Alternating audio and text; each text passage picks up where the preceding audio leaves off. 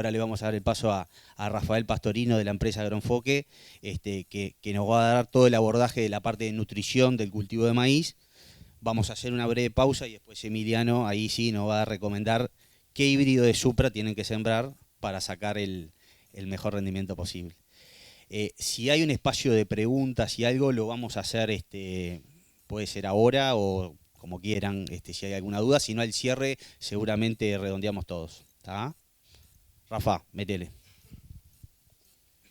Bien, nos estaban contando recién toda esta realidad del negocio del maíz de segunda y los rendimientos que estamos obteniendo en Uruguay. Y nos hablaban de los 5.000 kilos, pero también nos mostraban cómo en un año complicado, acá en el sur estábamos en 7.000 y tantos kilos promedio. Y todos los que somos de esta zona, o cercanos, porque en verdad soy del Rincón del Pino, pero cercano, sabemos que los rendimientos aquí son bastante superiores a esos 5.000 kilos en maíz de segunda. Y el negocio se ve muy bien, se ve mucho mejor que el de soja, por supuesto, pero además de eso, la relación que hace con la carne es buena, pero con la leche no da ni para conversar, porque esa relación que él puso, nosotros con 1 kilo de grano, con una ración bastante balanceada, podemos hacer 3 litros de leche, no 0,5 litros de leche. Entonces, no importa si el precio de la leche se va a venir a la mitad de lo que está hoy, de los 40 centavos de dólar nos venimos a 20, eso no va a cambiar la cantidad de grano que le pongo a la ración de la leche. No debería cambiar. Por lo tanto, es extremadamente fuerte y eso es así, y es tan así que tuvimos el récord de producción de maíz y estamos importando maíz ahora. Entonces tuvimos un récord y no fue suficiente. Entonces, esa paridad de importación es la que hace que hoy el negocio se vea tan lindo.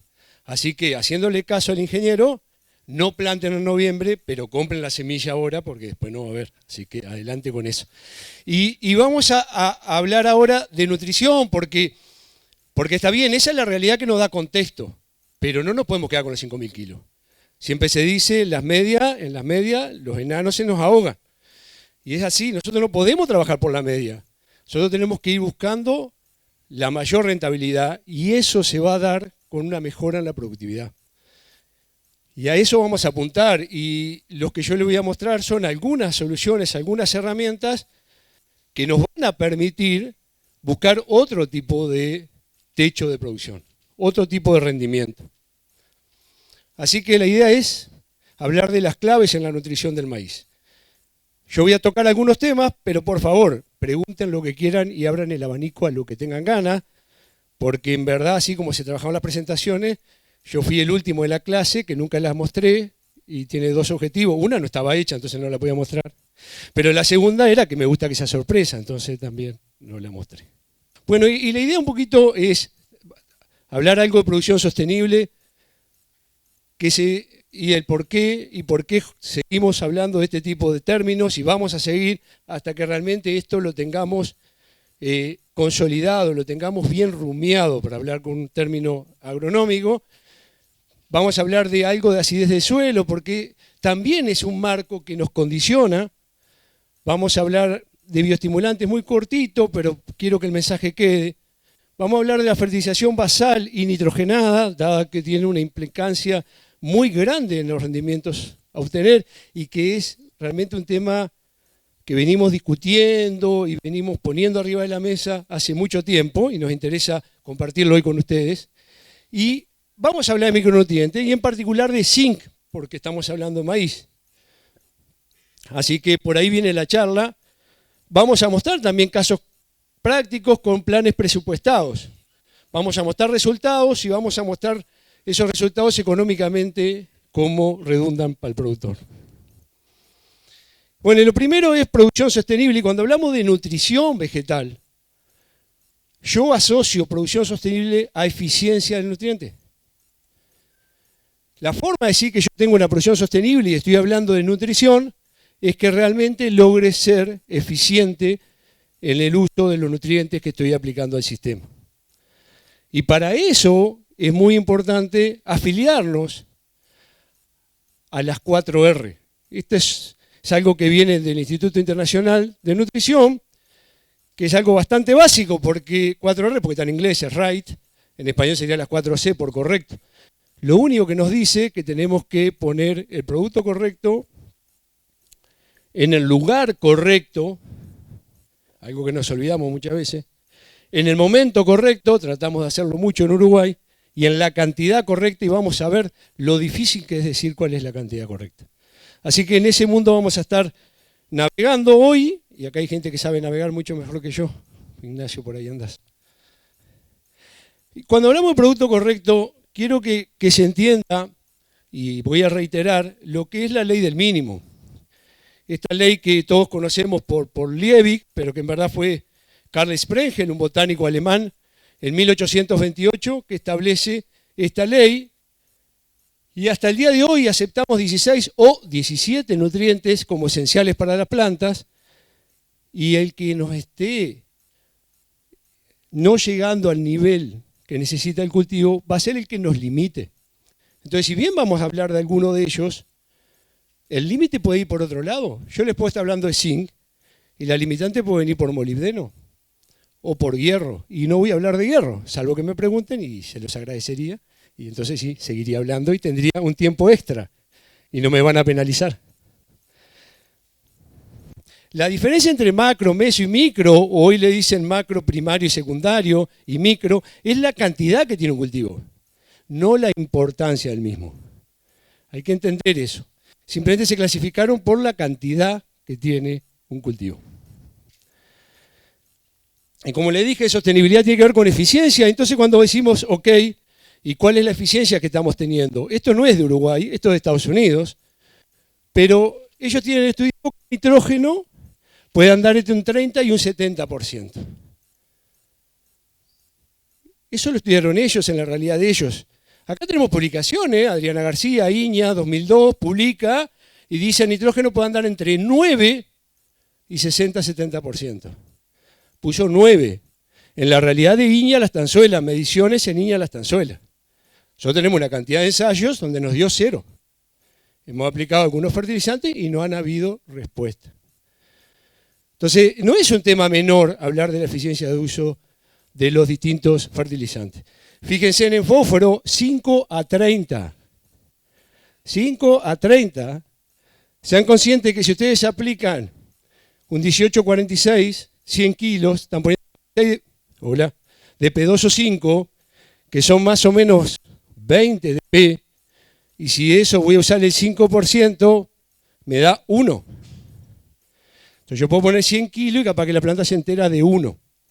Entonces no es poco tema ni poca importancia hablar de la eficiencia, y es la única forma que logremos ser sostenibles. No sé si vieron, ya Estados Unidos se está limitando la exportación de fósforo, ¿no? China ya lo hace regularmente, saben que Marruecos es el principal, pero Estados Unidos, Rusia, China son grandes productores de fósforo. China tiene sus ventanas y si quieren exportar tienen que pedir permiso y en buen momento dicen no. Estados Unidos sacó ahora un decreto y está frenando la exportación de fósforo. Es un tema que realmente preocupa, no porque no haya fósforo en el mundo, sino porque las minas donde él está realmente disponible y de fácil acceso sin metales pesados importantes, se van limitando. Ahora, también tenemos que ver qué cantidad requiere el cultivo, y acá tenemos, esto sacado del IMNI, para un maíz de 10 toneladas, porque todo lo que voy a hablar va a apuntar a 10 toneladas, cuáles son los requerimientos y las extracciones. Absorbe 188 kilos de nitrógeno, se lleva 128, fíjense, fósforo, etc. Son tablas internacionales acordadas por técnicos, empresas, pero no son nacionales, ¿ok? Son tablas internacionales y esto puede cambiar en Uruguay. Pero identificar y saber estas necesidades y en el momento en que se dan las curvas son importantes para poder ajustar nuestro manejo y nuestra recomendación.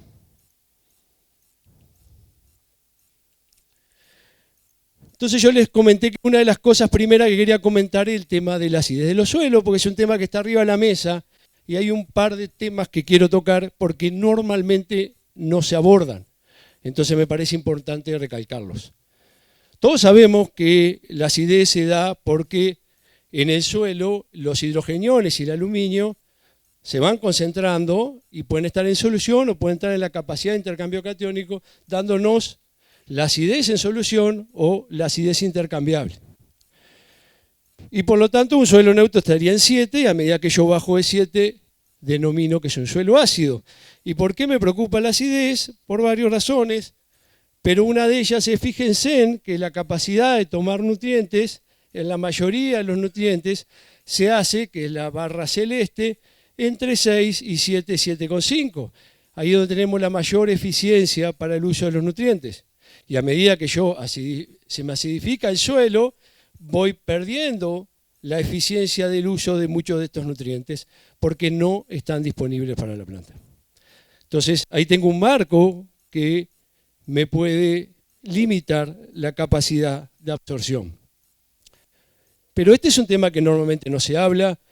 En Uruguay mucha gente nos preocupamos por el tema de los balances de nutrientes y no hacer extracción de nutrientes, no hacer minería de los suelos.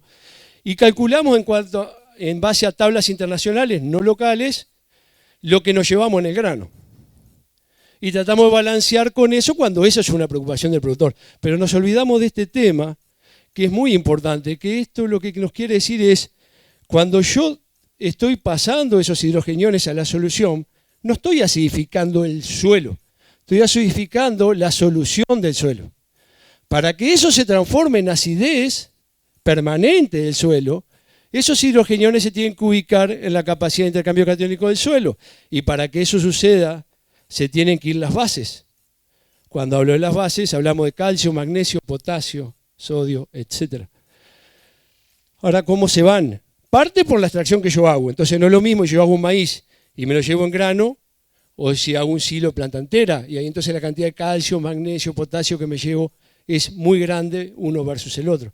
Pero el otro concepto, y el que en Uruguay está siendo más importante, es que las fertilizaciones que hacemos con nitrógeno, en base a urea, a guan, a sulfato de amonio y el fosfato de amonio, van produciendo estos hidrogeniones y los nitratos, cuando se lavan, no llevan con ellos los cationes.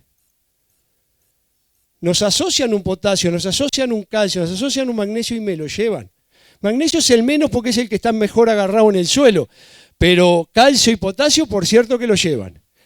Y eso no lo estamos diciendo, no lo estamos hablando, y es una pérdida extremadamente importante. Entonces, cuando nos preocupa acidez, tenemos que pensar cómo estamos haciendo la nutrición nitrogenada, porque es la clave para frenar este proceso, que es natural, que se va a dar siempre, que va a pasar en cualquier campo, aunque sea natural, pero que lo estamos acelerando 20, 30, 40 veces el proceso natural con las fertilizaciones.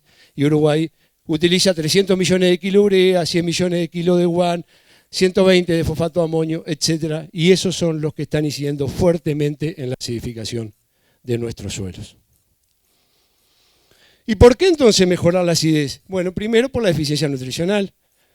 Cuando yo tengo un suelo muy ácido, al cultivo le va a costar mucho tomar fósforo, tomar calcio, tomar nitrógeno, tomar magnesio, ni hablemos de molibdeno, que sería el más afectado. Porque la actividad biológica queda reducida. Cuando nosotros acidificamos mucho de la vida que queremos, que son microvida que nos ayuda en el cultivo, y nos ayuda en la mineralización, y nos ayuda para defendernos de ciertos patógenos, se ve reducida y crece en poblaciones que en verdad no queremos que estén. Y porque también puede suceder que a medida que acidificamos, empecemos a tener aluminio, manganeso en exceso y tengamos intoxicaciones por estos elementos. El maíz, ¿cómo se comporta? Porque todas las especies son diferentes con respecto a la acidez.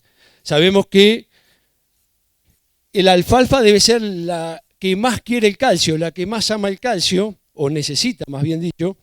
Pero cuando nos comparamos, por ejemplo, aquí con alfalfa, soja y maíz, porque son los cultivos que estamos hablando ahora, ustedes pueden ver que obviamente cuando estamos cerca de la neutralidad, su eficiencia es del 100, o su productividad potencial por esta afectación de acidez es del 100, y a medida que nos vamos acidificando, fíjense en cómo la soja soporta bastante bien hasta pH 4,7 y el maíz hasta 5 más o menos fue soportando y después se nos cayó de golpe. La alfalfa, bueno, empieza a caer muchísimo más rápido. Entonces el maíz es uno de los cultivos que es sensible a la acidificación y que nos puede poner un techo. Y eso es muy importante porque si después queremos levantar los niveles y tenemos una restricción edáfica, tenemos que hacer algo para revertirlo.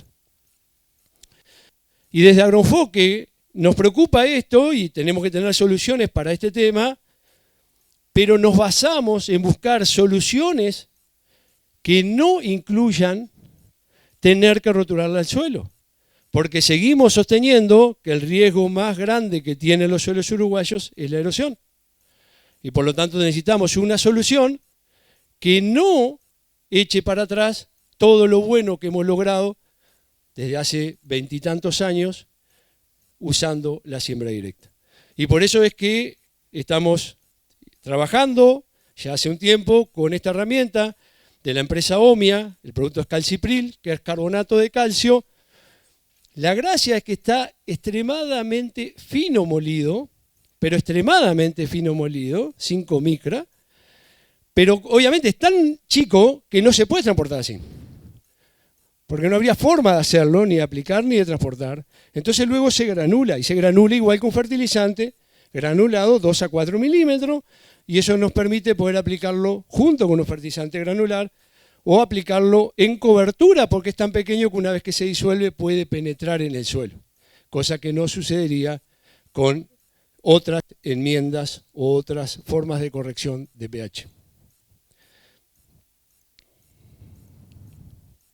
Bueno, hay algunos de los trabajos que hemos hecho, pero en verdad lo que vemos es un mejor establecimiento, arrancan mejores los cultivos, arrancan más sano, es impresionante cuando miramos la parte de inoculación, cómo los inóculos se logran hacer antes, todos saben que el Rhizobium vive bastante poco y muere hasta en el agua pura, y por lo tanto cuando lo ponemos y con un pH ácido, su vida se ve limitada rápidamente. Cuando nosotros mejoramos esas condiciones, logramos realmente una mucho más rápida y mejor nodulación. Obviamente el desarrollo vegetativo, y lo tenemos medido, una cantidad de cultivo, cómo se desarrolla más, nos da una materia seca mayor en el mismo tiempo y sus componentes son mayores. Y hemos obtenido 50, 60, 70% más de absorción de nitrógeno, fósforo, potasio, calcio, magnesio, sin aportarlo. Simplemente mejorando las condiciones donde ese cultivo se desarrolla. Y obviamente hemos obtenido rendimientos que hasta ahora nos han dado de 8 a 15% en algunos de los trabajos que hemos ido mostrando esta herramienta, y obviamente estamos para trabajar con ustedes en el desarrollo.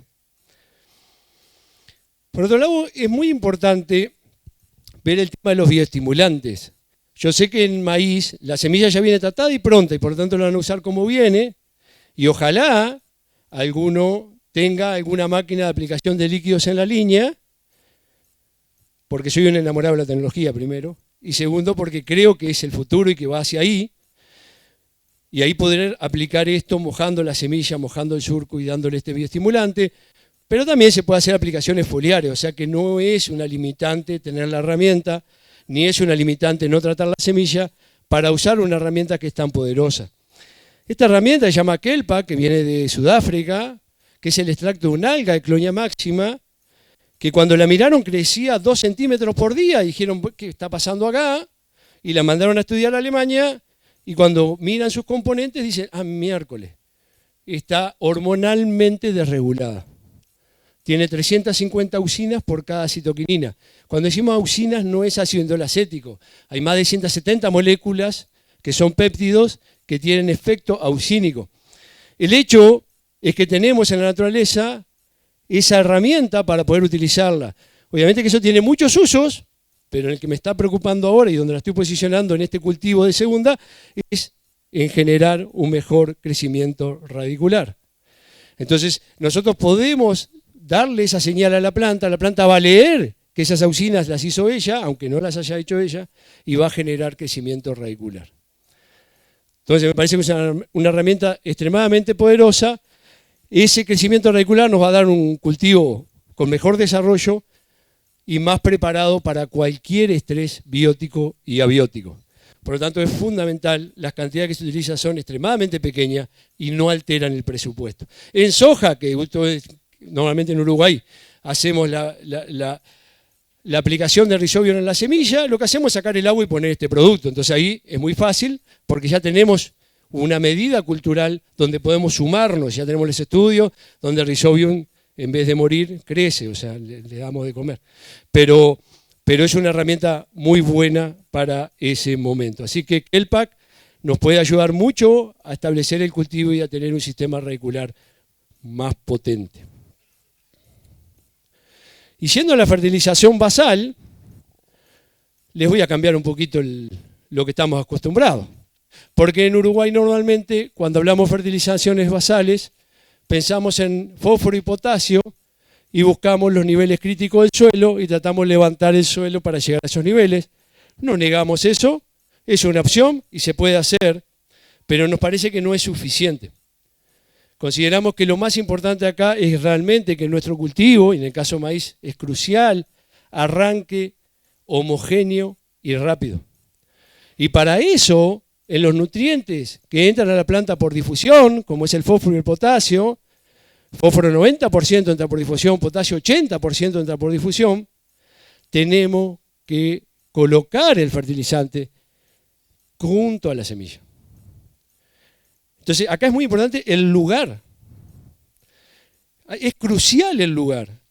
Y para ponerlo junto a la semilla, este fertilizante tiene que admitir eso, o sea, tiene que tener un índice salino extremadamente bajo, si no la voy a dañar. Entonces, lo que estamos ofreciendo son dos productos, uno se llama Blaucon Classic, el otro Easy Green, esto es de Compo, viene de Krefeld, Alemania, que tienen esta característica de ser muy bajos salinos. La diferencia entre ellos es sencilla. Uno tiene gránulos de 2 a 4 y otro de 0,5 a 1,5. Por lo tanto, uno es un granulado normal y el otro es un microgranulado. Pero todo lo que le voy a decir en la tecnología es lo mismo. Simplemente se adaptan a maquinarias diferentes que tienen los productores. Pero los dos tienen nitrógeno, fósforo, potasio, magnesio, calcio, azufre y micronutrientes. Y los micronutrientes metálicos quelatados con EDTA. Por lo tanto, eso nos da una tranquilidad enorme. Ahí ven una cebada y ahí viene el gránulo de fertilizante. Como realmente no le hace ningún daño. Entonces, esto para nosotros es extremadamente importante. Acá tienen otra foto.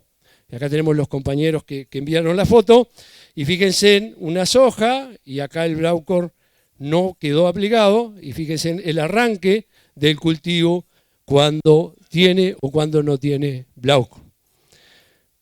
Recuerden que es una mezcla, es un fertilizante complejo, por lo tanto cada gránulo tiene la misma composición.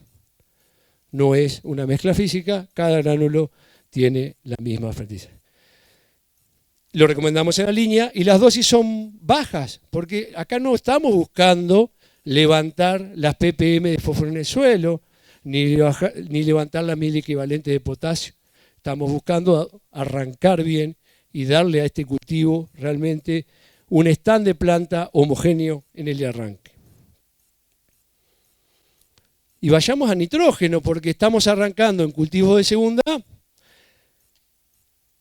normalmente con niveles de nitrato bajos, por lo menos los últimos análisis que he recibido están relativamente bajos, pero en muchos de los casos, porque va a ser de segunda, vamos a tener un rastrojo.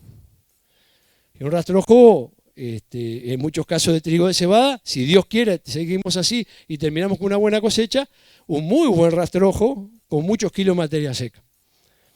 Entonces hablemos un poquito de nitrógeno. Y lo primero es, nitrógeno en el mundo sobra.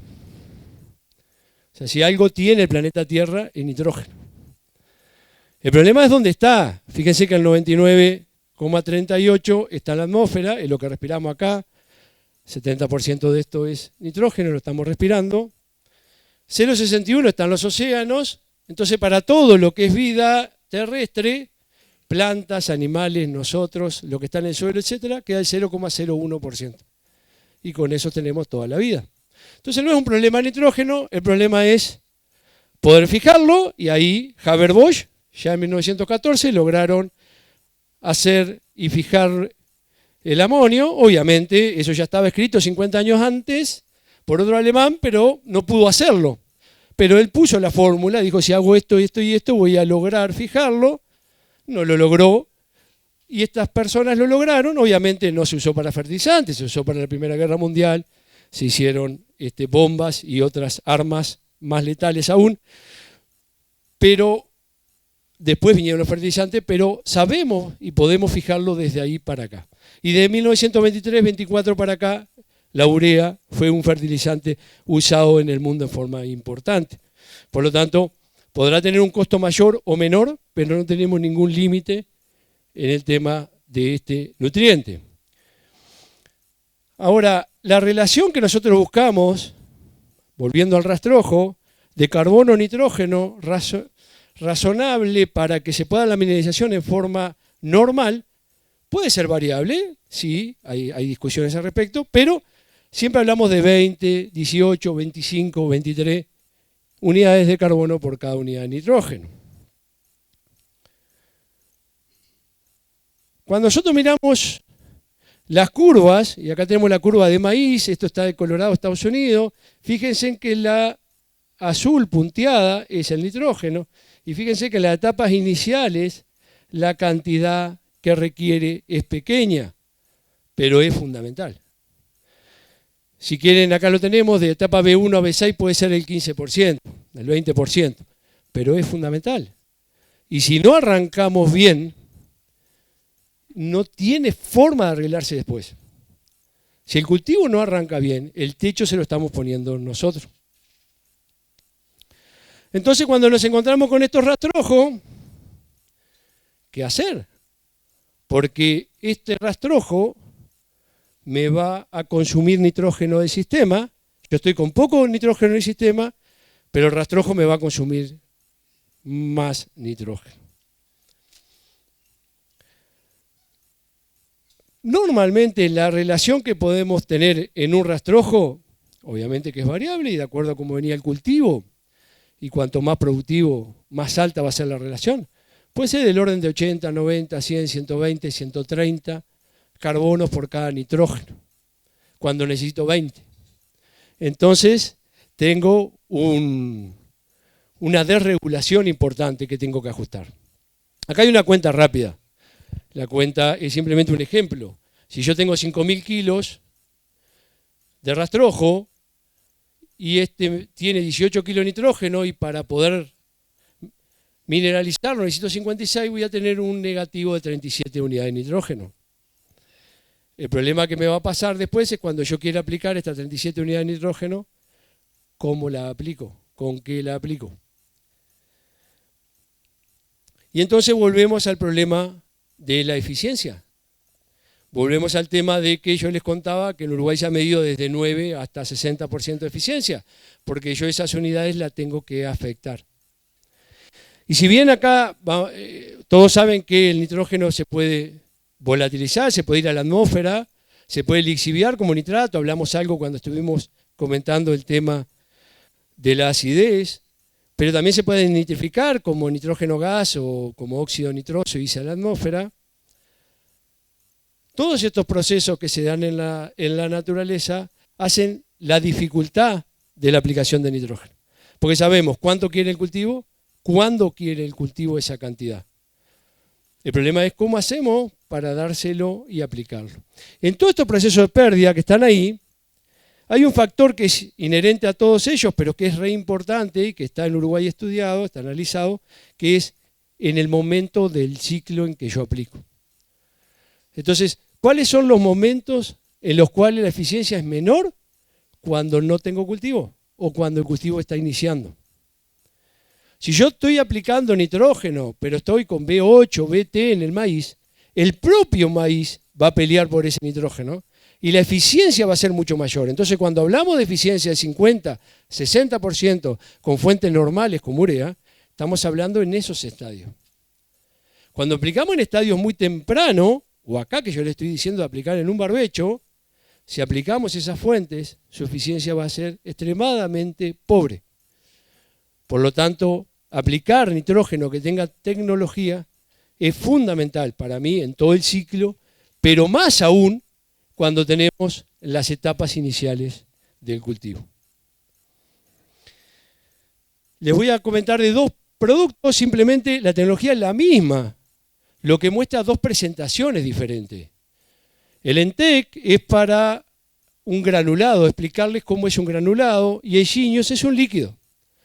Pero los dos, independientemente de su presentación, que tiene que ver con la logística y cómo el productor trabaja, tienen la tecnología para estabilizar al nitrógeno.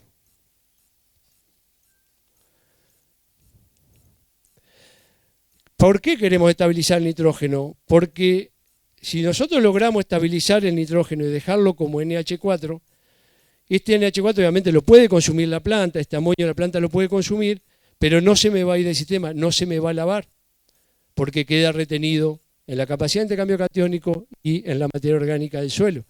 Por lo tanto, yo tengo una larga disponibilidad de nutriente en el suelo. Larga disponibilidad, estoy hablando de 6 semanas aproximadamente, de 4 a 8 semanas, dependiendo temperatura, suelo y humedad. Entonces, yo tengo una ventana de aplicación mucho mayor.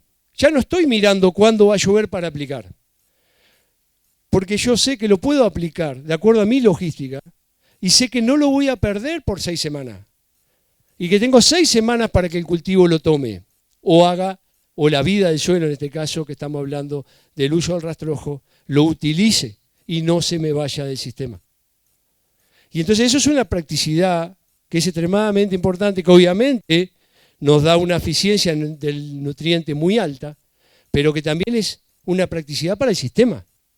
Yo no estoy mirando cuándo va a llover. Yo me pongo en el lugar del productor que quiere utilizar urea o UAN y está mirando a ver cuándo llueve para que el nitrógeno entre al suelo, para que la volatilización se disminuya. Todos sabemos que si entra al suelo y entra a 4 centímetros, no va a haber volatilización.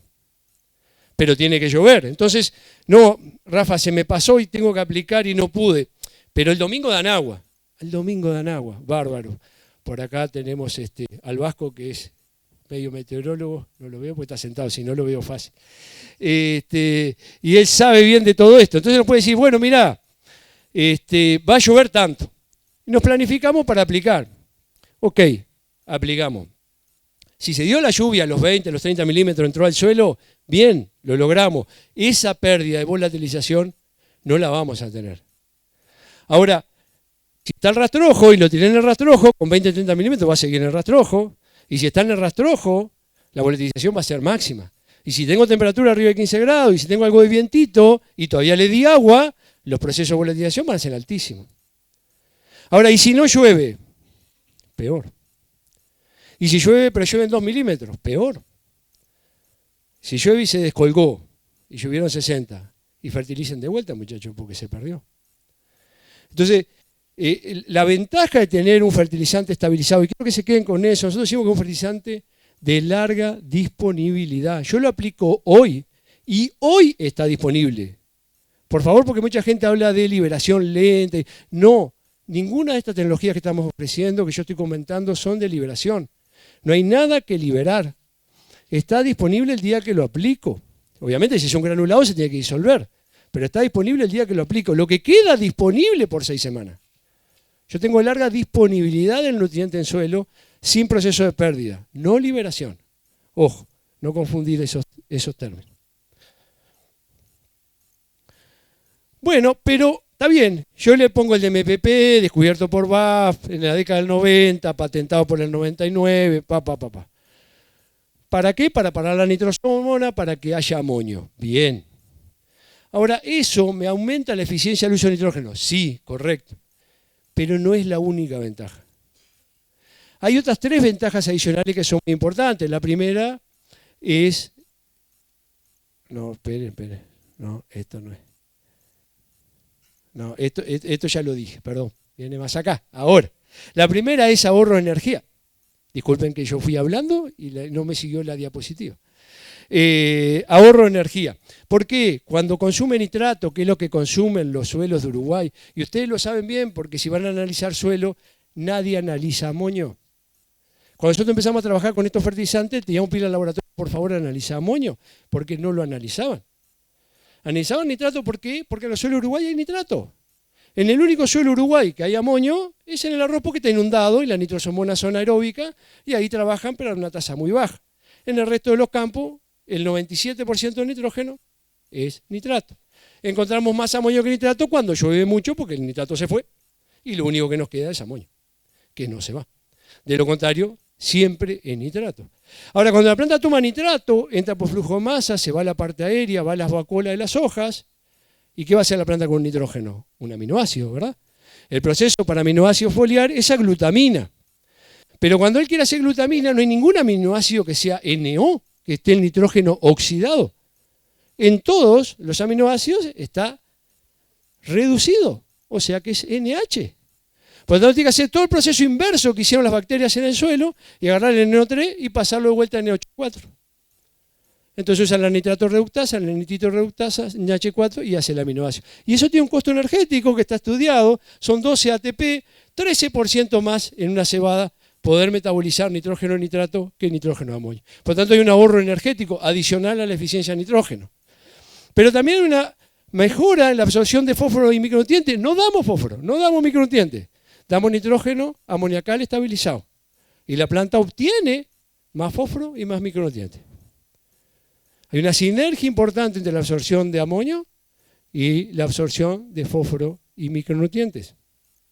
Y por último, crecimiento radicular. ¿Y por qué esto?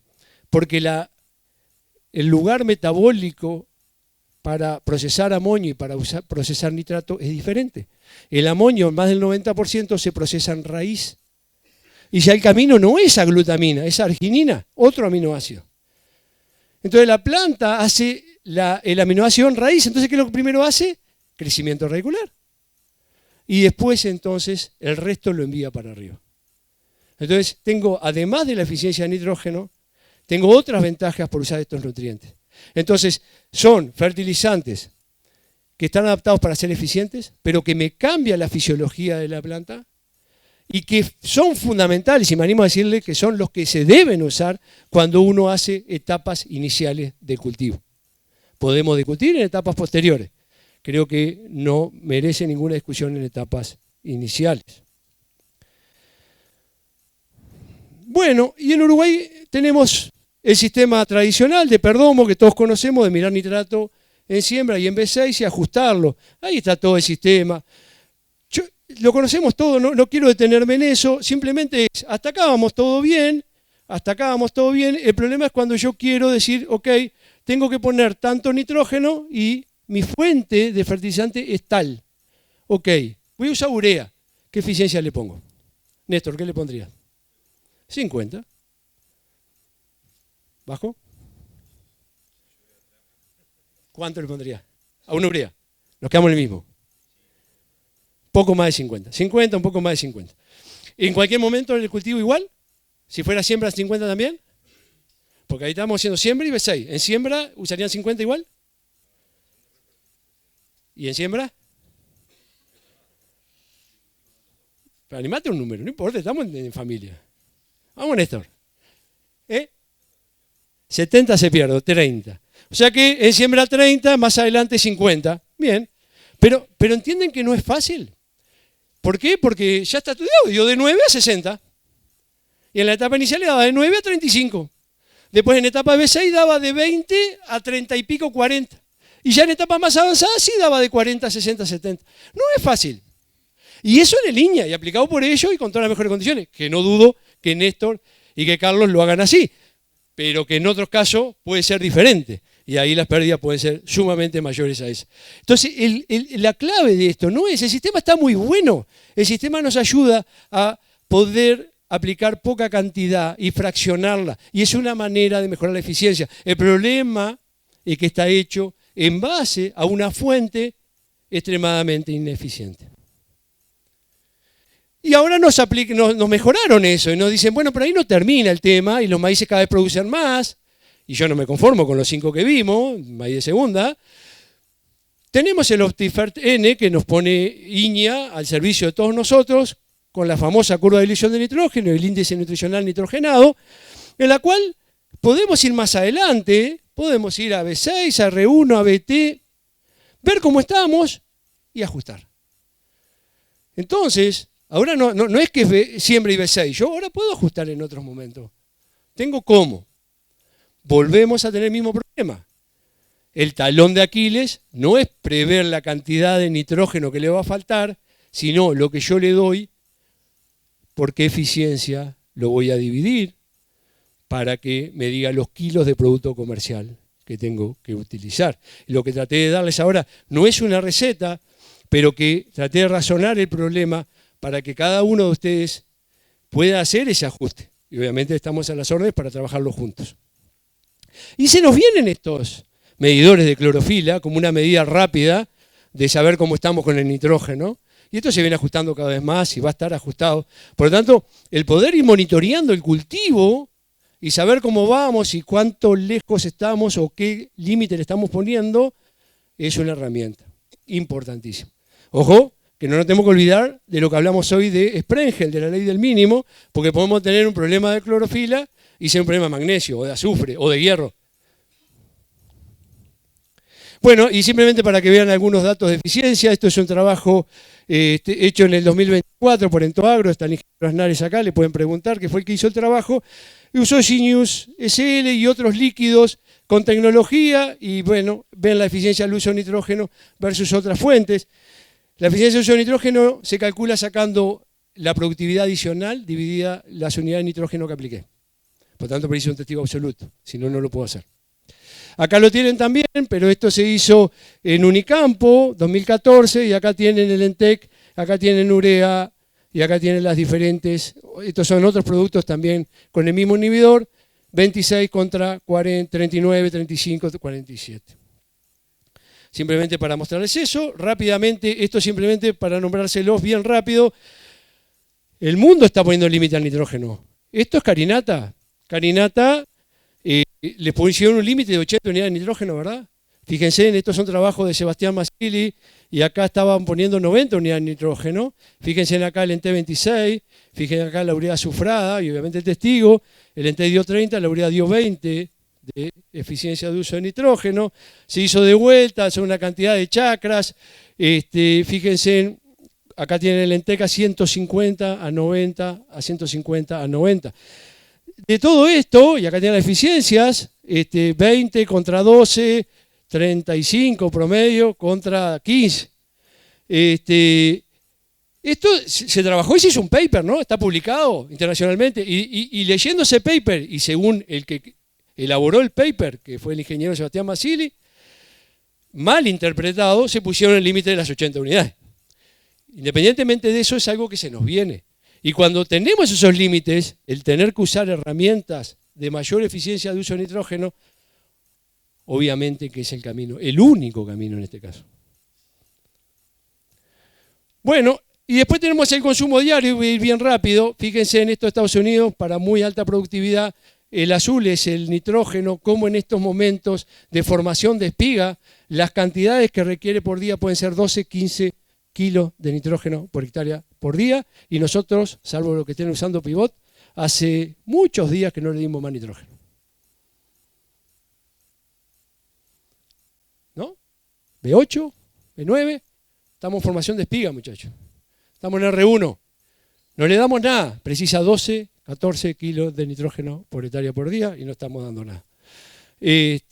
Vamos rápido. Bueno, esto simplemente muestra en un estudio en California la eficiencia cuando uno aplica foliar versus suelo, y lo único que quiero mostrar, porque voy camino a hablar de un nitrógeno foliar, es que 1 kilo foliar puede equivaler a 10 o 15 kilos aplicado al suelo. Vamos rápido. Lo que les voy a hablar es de Coron, es Control Relation Nitrogen, es un nitrógeno que tiene cadena carbonada, es metilenurea, que la planta lo toma y va a ir consumiendo durante 10-15 días. La gracia de este producto es no ser fitotóxico. Es que yo pueda aplicar la cantidad que quiera y no sea fitotóxico. De hecho, Nicolás Fasana, Facultad de Agronomía, quiso hacer un ensayo en trigo y quiso decir, no, lo voy a tirar en floración y voy a quemar. Y le dijimos que la dosis eran 10, 15 litros, y él dijo, no, voy a poner 20, 40 y 60 litros porque quiero quemar, y no pudo haber quemado en plena flor en trigo con 60 litros. Y esto simplemente para que sepan que los híbridos nuevos versus los híbridos viejos de maíz están pidiendo más nitrógeno y más tarde. Fíjense acá en BT, los nuevos estamos en casi el 60% absorbido, cuando en los anteriores ya estamos en el 80%. Entonces hay un corrimiento en las curvas de demanda de nitrógeno cuando queremos ir a alta productividad. Por lo tanto, tenemos que cambiar nuestra forma de fertilizar. Y acá tienen algunos ensayos de Coron. Sebastián Mazzilli, 2013-2014, fíjense la respuesta, 1.200, 1.900 kilos por aplicar 15 litros de un fertilizante. Uno que tiene potasio, uno que no tiene potasio. Eso es independiente. Tenemos 1.200, 1.900 kilos adicionales. Fíjense, en el margen bruto adicional, $200, solo por esta medida. Eso tiene el costo del fertilizante y de la aplicación, ya descontados. Y nos da un ROI, retorno obtenido por la inversión, de 6.4. Y el Coron 25, un margen bruto de $330. O sea, solo por esta intervención generé $330 adicionales. Y un ROI de 7.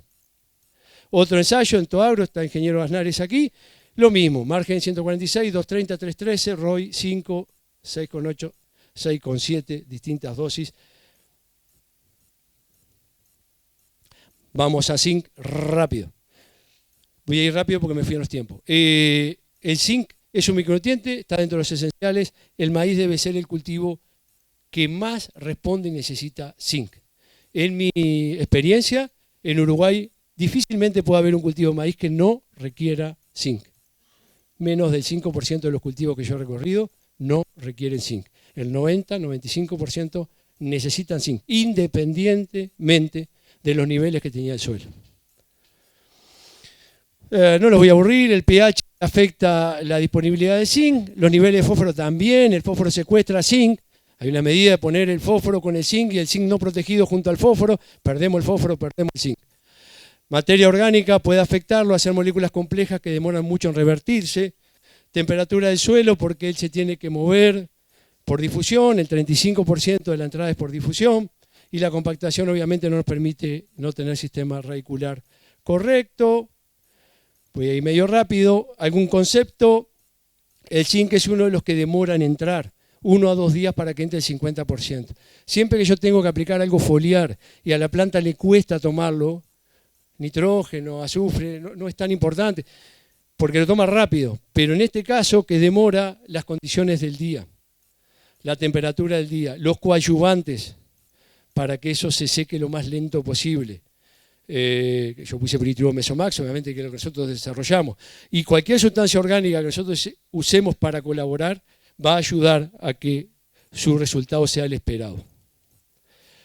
Bueno, 3 herramientas que tenemos para esto, que está en zinc, que es quelatado 100% y con ácidos orgánicos. Fetirón Combi es cuando ya miro todos los micronutrientes, todos quelatados, pero ya miro el espectro, por eso es un combinado de micronutrientes, y uno que está acomplejado con aminoácidos no está quelatado, por lo tanto sirve porque me asocia a aminoácidos y me puede ayudar en un momento yo tengo un estrés adicional, pero hay que recordar que no está quelatado. Y bueno, 2 ejemplos. Vamos a 2 ejemplos rápidos. Un ejemplo para ponerle números, donde yo uso un corrector, uso el Blaucor en la siembra, pongo el Kelpa con el zinc, luego refertilizo en T26 con el granulado y luego hago la aplicación de Coron con el coadyuvante y con el zinc en B10R1. Este es el costo que tiene esta inversión pensado en un cultivo de 10 toneladas. Y este es el costo pasado a granos, 1.500 a 1.700 granos. Ahora, si el productor usa líquidos, tenemos algo muy similar, pero puesto en líquido. Fíjense cómo acá aplicamos 70 a 100 kilos de fertilizante Genius SL, nitrogenado con azufre en la siembra.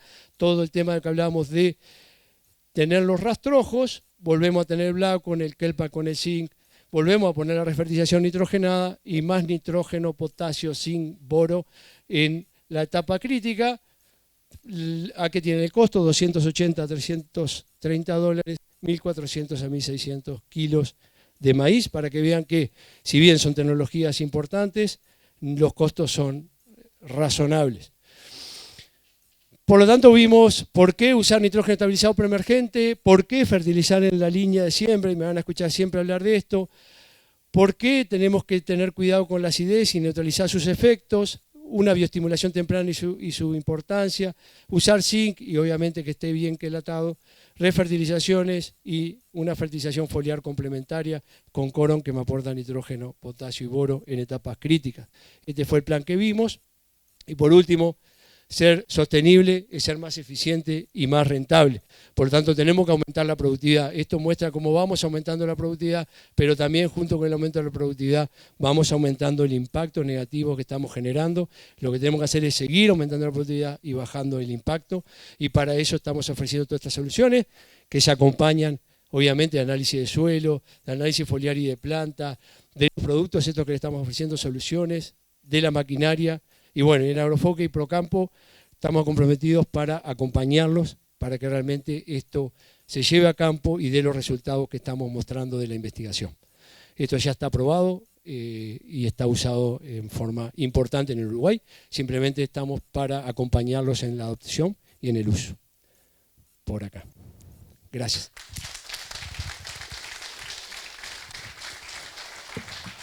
Bueno, muchas gracias.